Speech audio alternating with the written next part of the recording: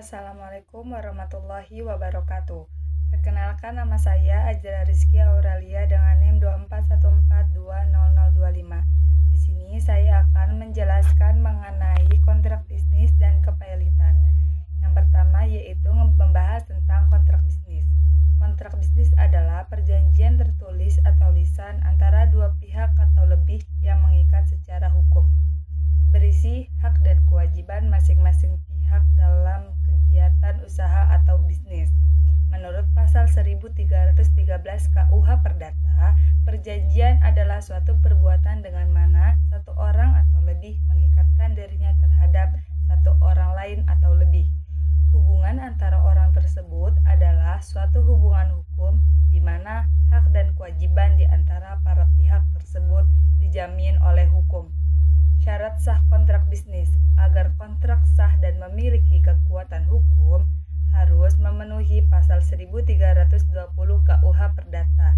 Syaratnya yaitu yang pertama ada kesepakatan para pihak, yang kedua kecakapan hukum, yang ketiga ada objek perjanjian yang jelas, yang keempat sebab yang halal. Jika syarat ini tidak terpenuhi, kontrak dapat batal atau dibatalkan. Ada asas-asas dalam perjanjian. Yang pertama ada asas konsensualisme, yaitu perjanjian terjadi ketika ada kesepakatan. Yang kedua ada asas kebebasan berkontrak, yaitu bebas menentukan isi dan bentuk perjanjian. Yang ketiga ada asas pasca sunt servanda, yaitu perjanjian mengikat seperti undang-undang. Selanjutnya ada risiko dalam kontrak. Yang pertama ada ajaran resikoler, yaitu pihak wajib memikul kerugian jika terjadi kejadian di luar kesalahpahaman pihak manapun. Yang kedua ada berkaitan dengan objek perjanjian yang terkena kejadian tak terduga.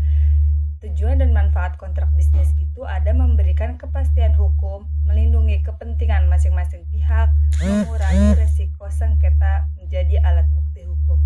Selanjutnya pembahasannya itu kepilitan. Kepilitan adalah suatu keadaan hukum di mana seorang debitur atau orang perseorangan atau badan usaha tidak mampu membayar utang-utangnya yang telah jatuh tempo dan dapat ditagih permohonan. Permohonan pailit dapat dilakukan sukarela oleh debitur atau atas permintaan pihak ketiga. Tujuan permohonan pailit yaitu tujuannya pemenuhan asas publisitas, memberitahu pihak ketiga tentang ketidakmampuan debitur. Kedua ada pengajuan kepailitan dilakukan untuk memberitahu keadaan debitur, keadaan pihak yang berkepentingan. Konsep kepailitan dalam ekonomi. Yang pertama ada pailit dalam ekonomi dapat dipahami sebagai sitaan umum terhadap seluruh harta debitur.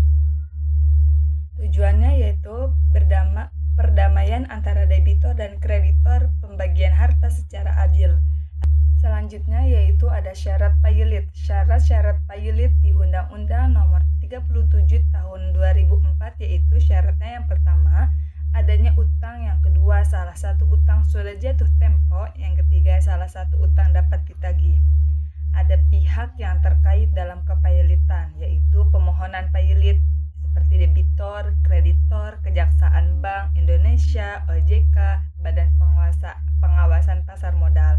Yang kedua debitor pailit, yaitu pihak yang dimohonkan atau mengajukan permohonan pailit. Yang ketiga yaitu kurator.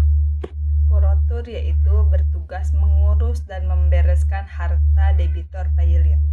Yang keempat ada hakim pengawasan, mengawasi pemberesan harta pailit.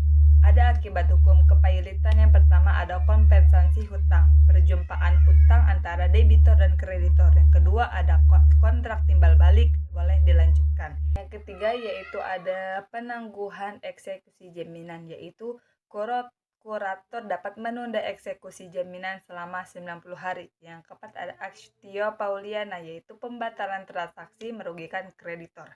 Yang kelima sita umum, yaitu harta debitor disita untuk mencegah perebutan harta oleh kreditor.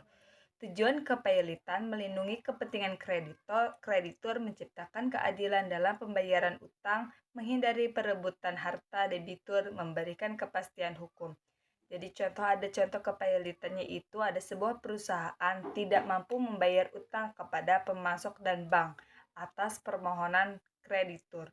Pengadilan menyatakan perusahaan tersebut pailit, lalu asetnya dikelola oleh kurator untuk membayar para kreditur. Jadi seperti itu contoh untuk kepelitan. Terima kasih. Assalamualaikum warahmatullahi wabarakatuh.